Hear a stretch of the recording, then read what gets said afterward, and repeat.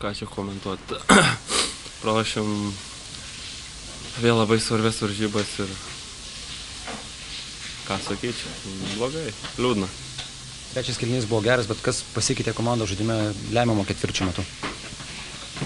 Aš žinau, pats laisvas šitiek metimų pramečiau. Duoda mes neįmetin, tai ką, jie įmetė. Ir čia pilna, tai aišku, detalės į planą, bet čia elementaru. Nežinau, koks pataikymas buvo, bet turbūt tragiškas, tai taip ir gaunasi.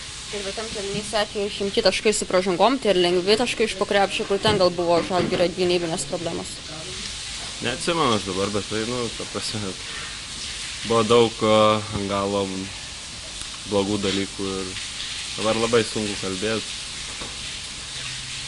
Nežinau, slysta iš rankų tą Eurolygą ir labai liūdna. Kiek šiandien žudė varžovą atkovoti kamuoliai puolime?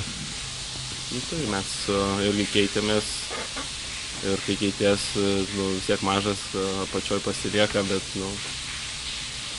tas per tą patį reikia, norint Eurolygui laimėti, reikia žymiai geriau žaisti, o mes atrodo atkarpom, kad labai gerai žaidžiam, o paskui atrodo, kad ne.